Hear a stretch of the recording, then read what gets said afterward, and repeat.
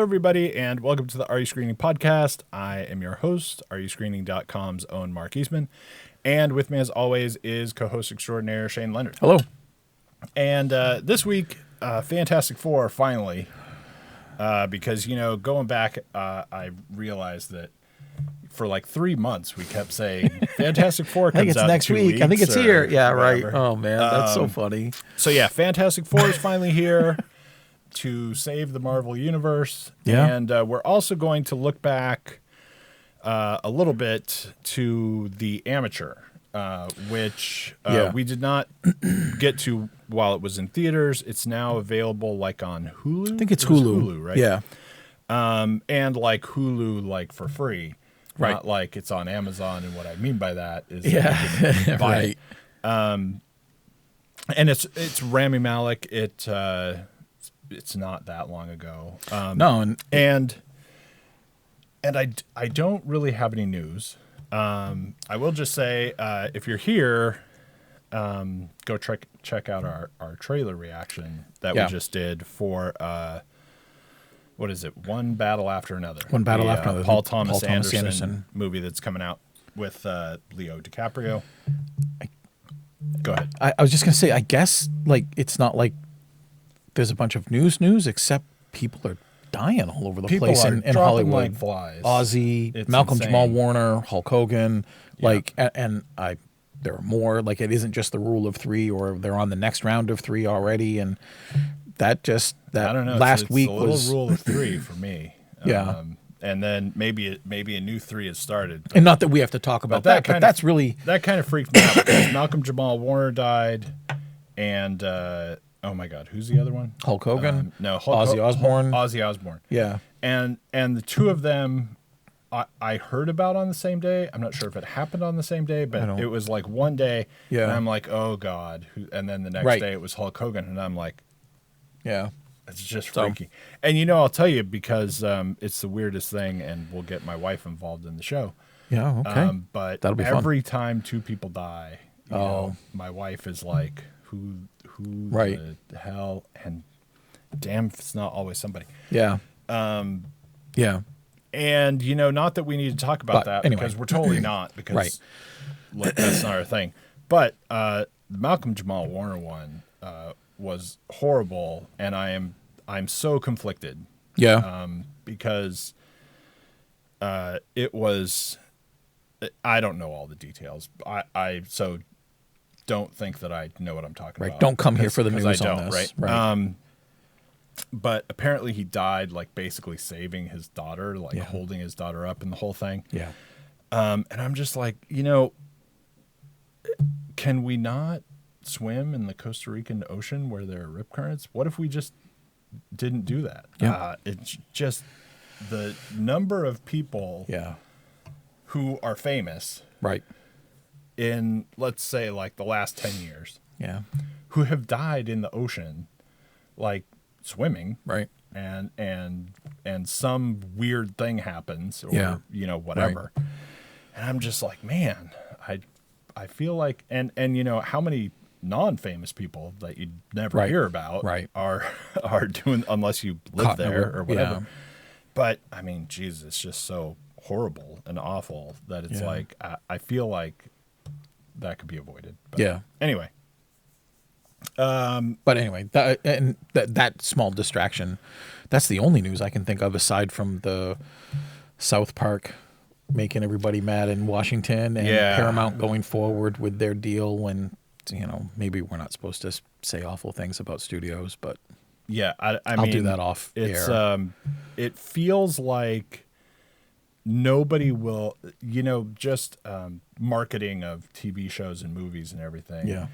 It's like, obviously, if you go here, there, whatever, Yeah. you're going to run into trailers or this is coming or something. But I feel like for the last, 4 months and for like the last 2 years, Yeah. the marketing on movies is Yeah. just a different creature. It's like every day they're like Yeah. about to come out with some big announcement, Yeah. and then they go, well, let's not do that today. right. And then it's like every day. We're going to jump to the movies. I guess the easiest news thing is because it was just San Diego Comic-Con, which is always entertainment huge event, one of the bigger events in the whole year. There wasn't a ton of news that came out of San Diego, but one thing that I did not believe when I first read it, and I had to think about it a long time, was it's the first time George Lucas has ever been, and he was just there. Wow. And I went, wait a minute. Come on now. He must have gone. No, he wasn't promoting Willow, but he must have promoted some prequel. And I guess he's never been. And apparently no. And he just walked out kind of the way George always does when there's a lot of fans there. He looked like he had a lot of contempt, a little contempt and a lot of appreciation. But he just sort of looked starstruck, like, what are all you people doing here? Like, what is Hall H for? Right. As far as like all the stuff that had come out, like that's the news. Yeah. You know, so it's been relatively quiet if people aren't passing away. Yeah. Yeah. That's weird. All right, let's jump into movies. So The Amateur is Rami Malek, and I hope I'm saying that right. I think It's how I say it, so I'll back you. And honestly, not a lot of other people. Other people that you may know who they are, but no like giant other people. Larry Fishburne's in it, but he's doing mostly a Hannibal Lecter 15-minute thing, and so is John Bernthal. It's also mostly it's just Bernthal's in the movie, and then later he's in the movie, and by the time you get there, you forgot he was in the movie in the beginning. And even Lois, Rachel. Rachel Brosnahan is the but person she's the who wife, gets killed, and she's at the beginning in it like 10 minutes total. Right. It's mostly Rami doing a bunch of stuff. So the story, which we've already given away, it partially is he works for the CIA, and he is he's like the guy who invents the computer systems to like whatever, to monitor surveil people or to be like the encryption of something or whatever. He's like the super computer guy, like at the CIA. Yeah. And then in like a semi-random thing, kind of, his wife gets killed by like these mercenary terrorist thing. And there's higher ups in the CIA who are bad guys, and he accidentally finds out about it, and basically we kind of meander our way toward what happens is he basically like kind of breaks with the CIA sort of, and tries to force them to help him kill the people who killed his wife. And hilarity ensues. And then then he basically has to like actually escape from the CIA. And then and Fishburne comes in, and it at first is like training him, right? Because he demands to go out into the world and find like these four people or whatever and kill them all. Yeah. And then he has to like escape, and then Fishburne is like after him, and he has to go. It's almost like some kind of new school like punk version of being 007. Yeah. But if you were like on the run as 007, right. And also you had like a week training or like a weekend training or whatever. And that's all you had to go on except for like your supercomputer skills or whatever. Right. So he travels, the world and uses his surveillance abilities and computer abilities to, hack into everything on the planet and find these people. And then he's barely like one step ahead of the CIA somehow, right? Which at certain points in the movie seems fishy, because there are certain times where it's like, he's the most genius person at doing X, Y, Z or whatever, right? And then all of a sudden he'll be like, well, they'll be onto this. Yeah. Will they? It's like, are you sure? Well, yeah, because it says so in the script. Right. Like, he's got a bit of plot armor, but whatever. But thankfully, like you said, they made him the guy that made the system. Like, right. these are his things. And then there's this stuff with, you know, when he's doing the training and it's like he can't kill people, like he can't be a killer or whatever. Right. Also, he can't shoot like at all. Yeah. Like, and there's like kind of a funny thing at the shooting range where it's like, okay, fine, if you're like 3 feet away from somebody, you could probably hit them. Yeah. But other than that, like, you suck at shooting. Yeah. And so he's got to go kill these people, but he's got to come up with his own special ways because he's not going to just go shoot somebody. Which there are some interesting things that happen there. So, you know, but anyway, won't go on forever. And then so basically the bad guy CIA is after him. And so he's got to not only get the bad guys, but also stay away from the good guys the whole time, who are just as much after him. The bad guys actually aren't after him until they don't know until they start dropping off. Right. Yeah. Anyway, so that's the movie. I wanted to like this movie like a lot, and there are a lot of parts of the movie that I really liked. But basically, what would happen is I would have a scene I really liked, and then that scene would end. And I would go, oh, yeah, I'm in this movie.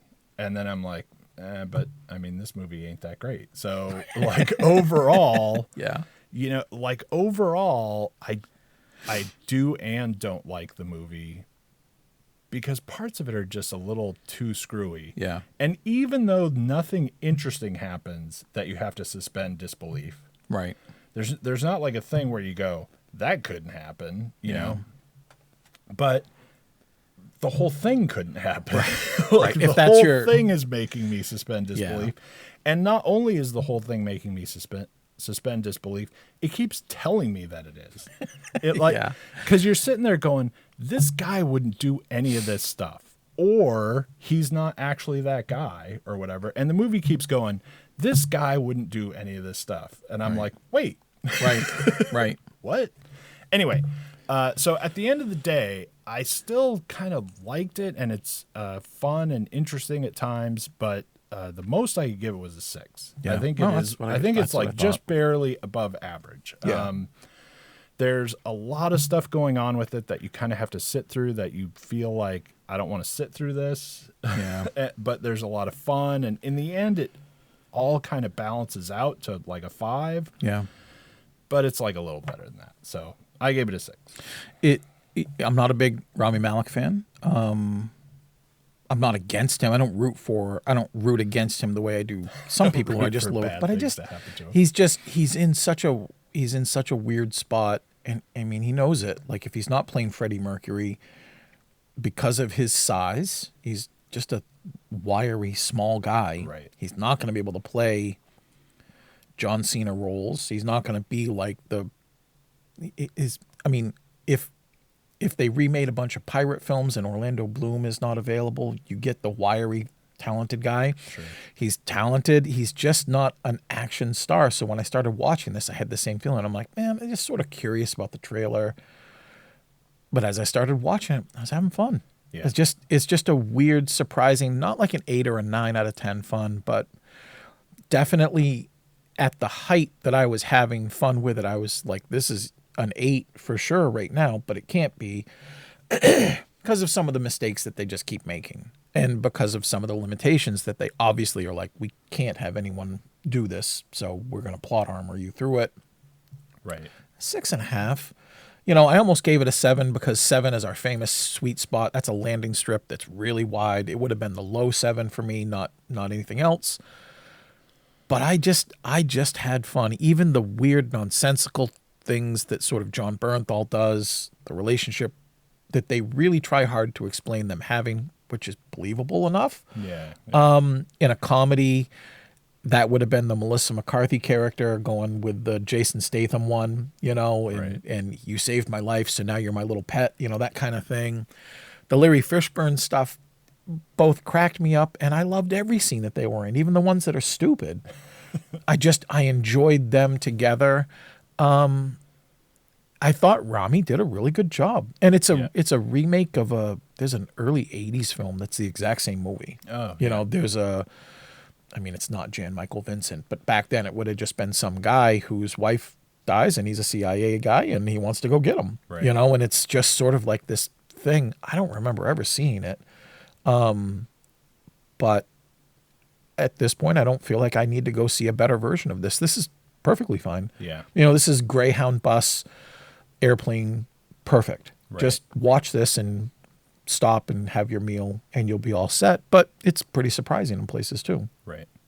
Yeah, I think there's interesting stuff with the psychology of being the amateur, right? Yeah. That, you know, where him and Fishburne are having these conversations over and over about how he can't kill people and maybe you can do this and maybe you can do that.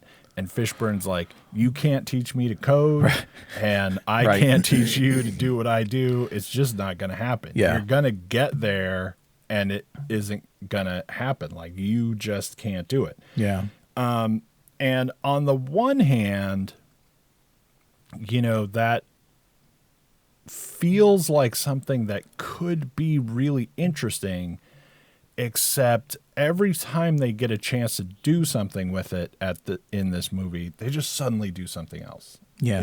They just like don't pay attention to it. Right. Like he just can't shoot the person At all. point blank, right? He just can't bring himself to kill another person, and that's, you know, Right. yada yada yada, right? Like, so he has to do these things like trap people in bombs, Yeah. or catch this guy in the swimming pool, Yeah. and then and destroy the swimming pool, Right. and that would be kind of cool Yeah. if they actually paid any attention to it. Yeah. Because like there's one part where he basically traps this guy in a bomb. Yep. And he's like, you know, give me the information and I'll defuse the bomb or blah, blah, blah. Yeah. And the dude is like basically in this, you know, he's like trapped in this situation, just like you've seen a million times where somebody steps on a landmine Right. and now they can't move, right? Yeah. He gets this guy to be trapped where he can't move with a big bomb. And the movie just never pays attention to why is that different? Right. And why is pushing the button to destroy the pool that is whatever, like 1,000 feet up, Yeah, or right. whatever the hell it is in these buildings? Like, how is that different? Yeah. How is it different in his mind that he's got this guy on the landmine and he just leaves and, Right. and he blows up? And, you know, if you're going to have a movie that's like so hyper focused on who he is And the difference. he can't just shoot him, Yeah.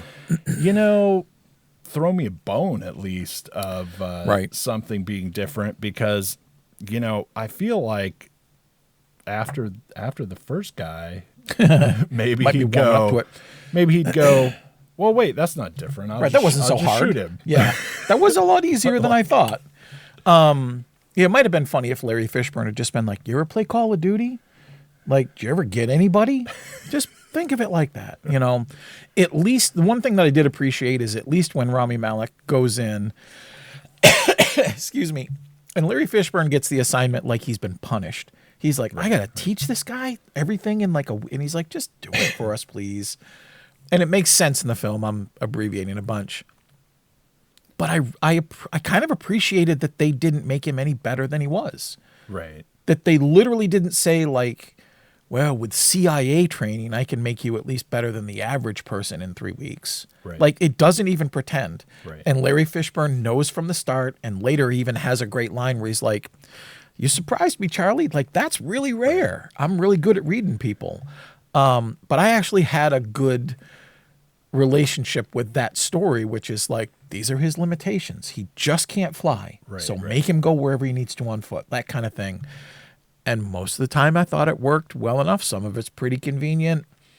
It's got some strangely effective tropes that are touching isn't quite the word, but he meets up with an ally who's been helping him before his wife even died, and they have a pretty believable relationship. Like, it's just Right. sort of, it's not overhanded. It's not too plot armory. It's just, I believe that would happen. Right. You know? And I was just pleasantly surprised at how much fun I was having more often than the times like you had described. And there are some of those times where I'm like, what are you doing? What is this? Is this really what you're going to do now? All right. So, yeah, I think there's a fair amount of stuff that you've got to overlook, even to get to a 6. But I think for most people, it won't be that big a deal. For me, it's probably worse than like for your average person. There's a lot of stuff. There's a lot of stuff with computers and how things work and stuff that you just have to go. Ugh.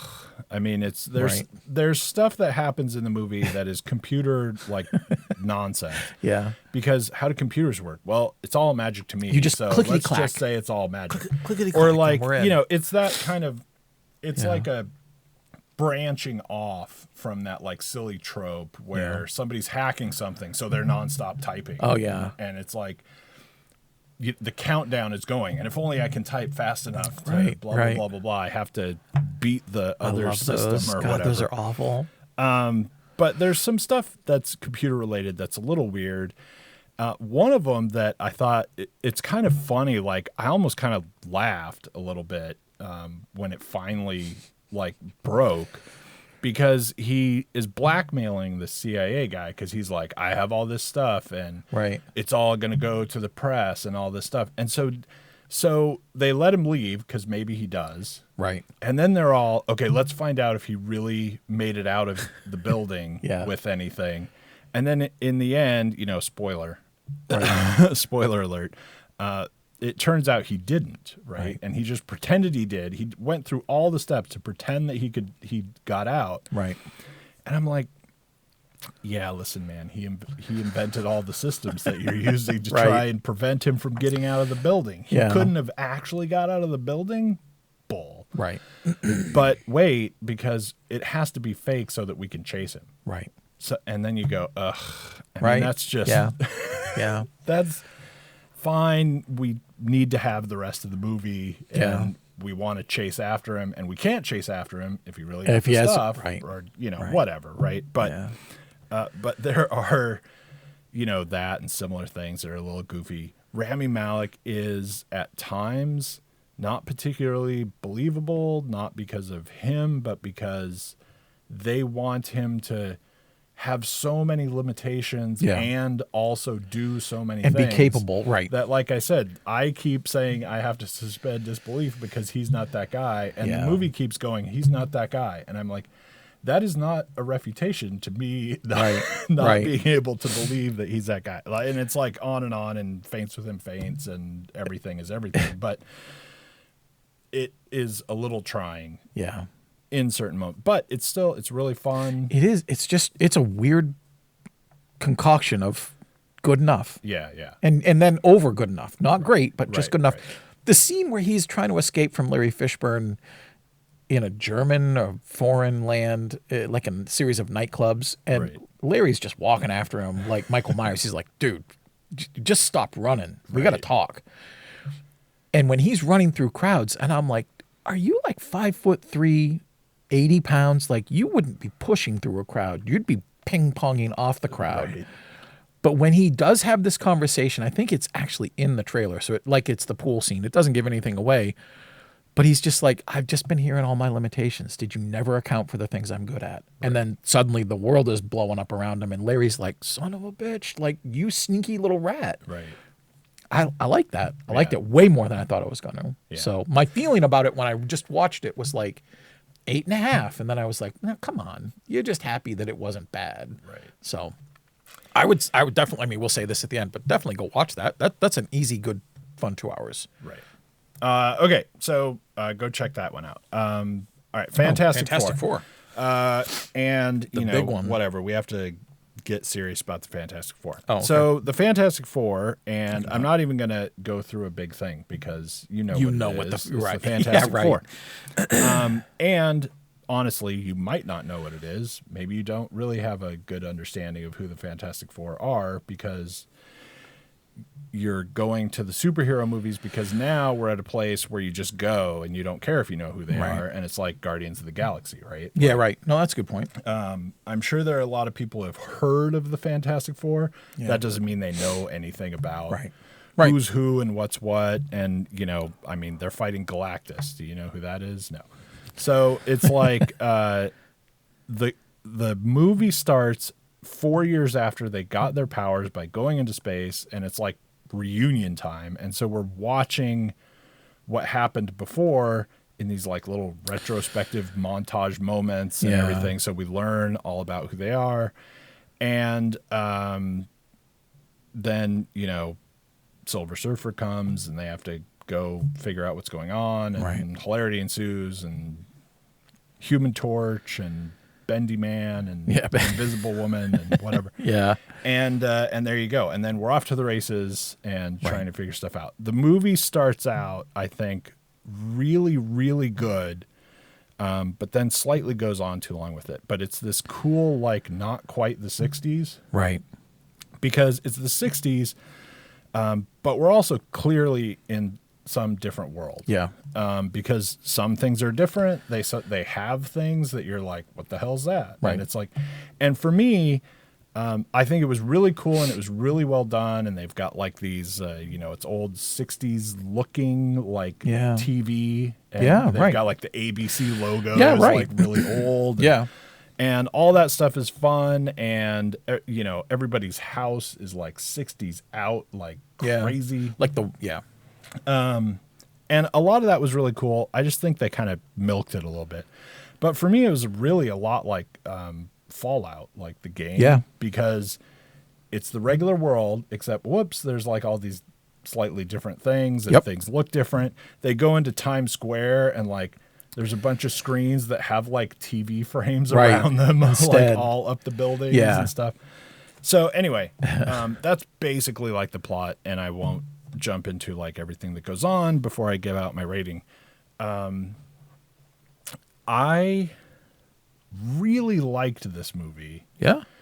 Except that, man, if it didn't just try to make me not like it a lot.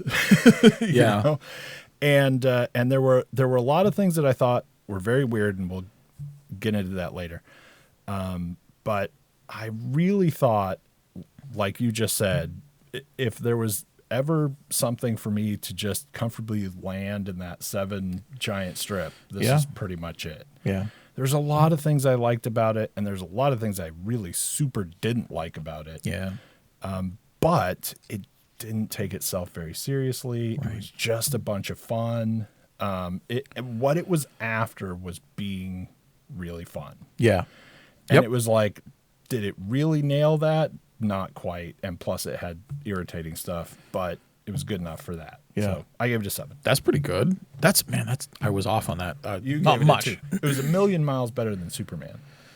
I can tell you that right now. It really was. There's a lot, like you said, I agree with so much of that. There's a lot of stuff to really like about it. And it's funny, you know, you had remarked about one of the things that people can check out on the channel also is a trailer that we just looked at for the new Paul Thomas Anderson film. And we were remarking in that, obviously you should still watch that to see what we really thought. But like, you know, trailers can be misleading. Sometimes you're not going to get that film. Sometimes you really are. And if you do get the film that you see, is that what you really want to go see? I didn't like the Fantastic Four trailers. Yeah. And it wasn't that I didn't enjoy the 60s retro, future retro. Like, it's sort of like the 60s in the Jetsons world. Like, it's really like everyone's got like a home robot and flying cars are a thing for the Fantastic Four. Not for everybody, obviously. But there's just a fun aesthetic to it. It's beautiful to look at. Yeah. It's not always fun to watch as a film. And I thought it meant well, but I know you do too. I know a bit about the behind the scenes stuff for the film, where there was a lot of irritation with some test screenings, reshoots, a lot of cutting on the floor. I liked the first half of the film way more than the second half. And I think the second half really shows how much editorial hacking there has been. And I was a bit surprised as it kept going on how much I found that the latter half of the film took away from how much fun I was having in the beginning. The beginning is not perfect. I don't mean the opening scenes. I actually think it's a little below average, so I gave it 4.5. It's not miles below, but it's one of these things where we'll see a film and one of us is mostly fine with what we get, rolling with it in a way that is easier, and the other is sort of like agitated more by the hair in my mouth or the stone in my shoe or whatever is small. Just can't shake it. It's just bugging me. You know, it wants to be a smart representation of things. It's got Reed Richards, who, if you believe the comics, is at least the smartest person on the planet, and if not, he's in the top 3. Right. And he does some of the stupidest things you could never imagine anyone with any brain doing. Now, they write that off sometimes in the other attempts to make these films as Reed just being so hyper-focused, he just doesn't see what's going on. Right. But in this, it's just, they come back from a meeting with Galactus, and if any other character had delivered the speech that Reed does, I'd have bought it hook, line, and sinker. But he basically just tells everybody, like, we didn't defeat him, and this is the thing he wanted, and we are not going to give it to him. Right. You wouldn't say that Nobody to would have people. said that. So it's just, it's also like there's a scene later, not to just, it's not that the bad apple ruins the bunch, but sometimes it's 4 or 5 bad apples just means you go to another basket. There's a scene later where they're in conflict with the Silver Surfer, who I have no problems with. I don't care if the Silver Surfer is male or female. They've been both in the comics. I'm not beholden to the comics for every single thing. It's an interesting conflict that they're having, and they decide to go basically towards like a black hole. I'm going to trap the Silver Surfer in the black hole, and then we're going to jet home. And then they like show up like the next day at home. Right. Like, I'm not an astrophysicist, and yet I know time doesn't work like that, not just from Interstellar, but just from knowing science enough. I don't think I would ever let my 9-month pregnant wife go into space when we were irradiated. And the whole precipice of my character in this film is I'm worried about my unborn son. Right. I wouldn't do it again because the first thing that I did in the first film, especially when we have no idea where we're going at all, I have no clue, and we don't know what a Galactus is. I would not let my wife go unless there's a great scene where I say, you're not going. And she says, I'm going. Right. And there just can't be a like, well, loop-de-doo, let's go, when all I've talked about for 45 minutes. You know, she's Invisible Woman, right? She just there. Stows up, and she just shows up, Right. and he gets mad. And she's like, take me home. Like, that would have been right. One of our good things for anyone who's new, we fix movies all the time. Right. That's a great fix. I would have loved that if she just suddenly just sort of showed up. And he's like, Sue. But I cannot, in the same way that I had trouble with any of the blanking on the name of the Jesse Eisenberg film where he invites Kieran Culkin along, who's just tried to commit suicide to go to Auschwitz. Right. Like, that's the stupidest plot I've ever heard. So I don't believe all of these things, but I'm having fun watching it. And I've said all of that to circle back on the trailer and say, I didn't think the trailer looked good. And everything about the trailer that I thought I didn't like, I actually really liked in the movie. I didn't think I was going to like the Thing at all. I like the Thing very much. Right. I thought Johnny Storm is probably though I think the actor playing him is doing fine, and he's not a caricature the way that Chris Evans had him, which was just like a sexy bro, like, I'm on fire, Right. Isn't this cool? Like, that's sort of a one-trick thing, and you can't do much with him, but it worked. This guy, it just feels like they drop attributes and things on them when they need them to fulfill a scene that they don't show in other scenes, and they don't work together like a team. It was noticeably awkward for me. I understand also the beginning of the film doesn't want to do an origin story. It's like another one of these origin stories that isn't an origin story. And I think that they very cleverly do the origin in the first like 10 minutes because they're showing up on a talk show, and they're like, hey, by the way, in case you didn't know, here's who the Fantastic Four are. And then they show the origin story, which is fine. But the thing that they miss is, like, there's an awful lot of emotion in the origin of the Fantastic Four. Like there's guilt, there's fear, there's all of these things that are absent in this movie, compounded with the fact that Reed just doesn't care. He's going to throw his kid and wife back into a celestial storm he couldn't see the first time. Like, it just wore on me, and it got dumb. I hated the way they sort of ex machina'd the end with everybody. Right. It just, everything about the Silver Surfer and what she does is unearned, and everything that Galactus does is just so one sentence explained. Like, I wanted it to be a better movie. It's not a bad movie. In fact, if giving it all of its proper due, it's a fine film. But that's the real rub. Fine, or as the kids say, mid, is like the high bar right now. Right. Because everything has been so bad. That's not an excuse. So 4.5 for me. Yeah. Yeah, I think the problems with the movie, for me, there's a lot of good stuff. Like I said, there's a lot of good stuff about the characters. There's a lot of good stuff where they actually manage like some really interesting scenes. Yeah, they do.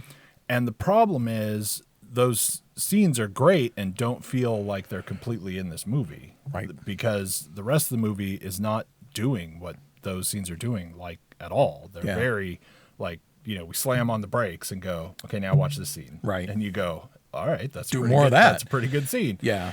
And then it goes, no, we're not doing that. Right. I just wanted to show you this scene that Right. I could make.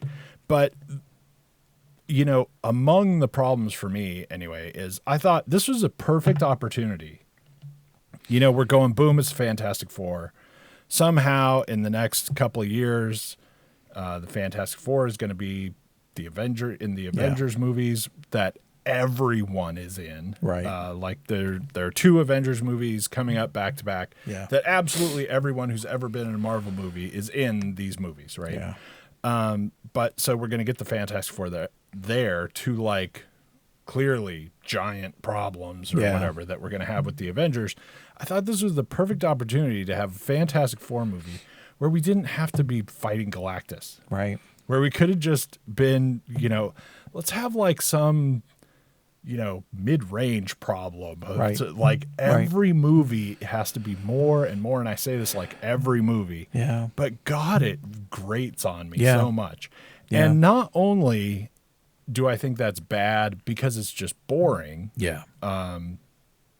but in this case, it's like, okay, Galactus, which, I don't know. There's one of these things dead in the Indian Ocean, but maybe not in this world or whatever. So it's just like Galactus, the eternal thing, whatever the hell they are. And that is like the most boring thing you could do in this movie because, like, what are his powers? Magic. Right. What? How do we fight him? What can he stop? If we do this, what will he do? Magic. Right. And whatever we need. His power is whatever, right? Yeah. Okay, well then how do we defeat him at the end? Magic. Right. Right. What do you mean magic? Banana peel. We don't have magic. How do we defeat him with magic? The stuff that happens in the end, if they would have just done that, if they would have done their plan and it went off, I'd have went, all right. Right. It's not flashy and fantastic or whatever. Yep. But I believe it happened. Right. Especially because we have been painting Galactus throughout the whole movie as like basically being sort of oblivious to everything. Right. Because it's not worth bothering paying attention to anything or whatever. But then we do this whole other thing and I'm like, how does that make sense? How can you do that? It's Galactus. How can he not stop you from doing that? Yeah. If you could do this the whole time, why were we scared of him? Oh, and it's like on and on with this stuff, right? But the other thing that bugged me a lot in this movie is that we didn't really get the Fantastic Four in the way that they actually exist in the comics. Right. Right? Right. In a lot of ways, but in the key way that I mean. Yeah. Because you could probably write 500 pages on this. Yep. But first of all, Ben doesn't do anything. Right. If you have to fight Galactus, what good is your clobbering time guy? Right. I mean, he can't do shit to Right. Galactus, so who cares? Like, there's no point to him. He doesn't get to do anything. Yeah. And we get Ben like the after 20 years of psychotherapy version of Ben. Right. Which is not at all Nope. Ben in Yep. the comics. And as far as superpowers anyway, right? Yeah. Like Mr. Bendy Man doesn't do anything Right. except that I don't have to get up to push this button Yet across the room. He That's still walks. all he does. In 2 or 3 scenes, he walked across the room to grab something, and I'm like, in any other movie, he'd have just Right. reached over because it would have been natural, not showing off. Right. Yeah, exactly. Because that's what he would do. And the Human Torch they use him. kind of gets to do some stuff. They at do least, him. Yeah. but really only because he can fly. Yeah. And in this scene, if someone could fly over there, that'd be good. All right. Yeah. Then I'll that's go get me, that. right? Yeah. Right. And then Yeah. and then Sue's just magic. Right. It's like, wait, what? I mean, she turns invisible. Well, and she whatever. does- She's actually the only person who does anything Right. in the movie. And that's does helpful. She's evolved. She used to just be able to turn invisible, and then she became force field people, and then she could do all kinds of things. They actually hint that she's living up to her comic book potential in this, but they don't explain it. It's just Right. like you said, just magic. Right. There's the scene where they're talking to Galactus about terms like, please reconsider, don't eat our planet, like Right. we'll stop you. All right. And then he just looks at Sue and he's like, give me your kid and I'll skip it. Right. And she's like, no. And he's like, no. And everyone else is like, no. And Galactus is like, me take. Right. Stop me. Right here. Stop. Like, what the heck? What? Why would. There's some real dumb comic book films. And people who look down on comic book films haven't been watching the best part of the MCU for 15 years. Not all of the last 20 have been great, but there's a big swath of films there that were thoughtful and absolutely premeditated and layering things so later payoffs would mean something. Do something here to explain anything instead of just not sucking and looking really good while you're not doing it. I would love to have seen more about like what Sue and Reed's relationship was. And I get the price of that is dropping us in when she's 8.5 weeks pregnant. But what were they like before? How did the resolution between Ben, who can never look human again? People want to crap on the old Fantastic Four films. There's a fantastic scene in there with the Thing when his wife sees him and she screams in horror and she's like, you're a monster. And she throws his ring on the ground and he can't pick it up. He's trying. He just can't touch the ring anymore. And it's a wonderful metaphor. It's a sad scene, but the movie is bubblegum pop, so people look down on it. But that scene does more with the Thing in 2 minutes than this movie did entirely for 2 hours. I just would have liked to have seen a melding of those because this looks great and I think it means well. I don't buy Reed Richards as the smart guy. I think Pedro is playing a smart guy, and that's different. Right. But man, just do it right. Yeah. Yeah. And then also, like it's, we got to go and that's probably enough of the Fantastic Four anyway, but it also is trying to say he's so smart all the time. Yeah. And, this is this, and he's drawing formulas and we're super smart and all this stuff. And that's who the character has to be and everything. But then things about your movie have to be kind of smart. Yeah. And whether it's popcorn, comic book movie or not. Right. And he invents this teleporter. Yeah. Yeah. that he uses to teleport an egg 6 feet away. Right. And it shuts down like the eastern half of the United States' power. It takes all the power. And then they harp about the power. They're like, oh, it's too much power. Because then their plan becomes to teleport the planet to somewhere that Galactus can't get for 1 million years. Yeah. Is what they say in the movie. Right. And they're like, okay, look, here's what we're going to have to do. We're going to have people conserve energy between now and when Galactus gets here so that we'll have enough energy. Yeah. And the laughable theory of scale Yeah. that entails, Right. Egg is to like, planet. is like the difference in mass of an egg and a planet, Right. and the difference in having to teleport it 6 feet away, Right. and what, 1,000,000 light knows? years Yeah, away or right. something, Yeah. is supposed to make sense between all of the power that the eastern half of the U.S. makes Yeah. in like a minute or Right, has available right, yeah. like at all times, versus we saved some energy Yeah. in the giant batteries that we're using to Right, now right. store the energy that we're saving or Yeah. something. Like, none of that makes sense. And it's just donkey. If that's what you're going to do, just don't make it use a lot of power. Right. It's like, Just hey, and not only that, I can Right. do it with very little power use, because magic. Right. Every other thing Right. that happens in this movie is like, makes no sense, Yeah. and you just go, magic. What a great moment to also draw a comparison that would have taken 60 seconds, that Reed realizes the only thing that has enough energy for us is the sun. So Right. we kill our own sun to save all these lives. Isn't that what Galactus is doing? He's just eating planets. Right. Are we any better? Like, then you have this thing where, like, are we better than Galactus? We're becoming Galactus. So easy. Or walk it back and be like, it only knocked out New York. Right. Or it only knocked just out doesn't Queens. take that. It just doesn't take You that know, much power. right. Or have some story about where distance is irrelevant. Right. Like, it takes no more power. Right. To go here, to go there, or everywhere. Any amount of distance Yeah, or something like that. Anyway. Or at Anyway. least teleport something living.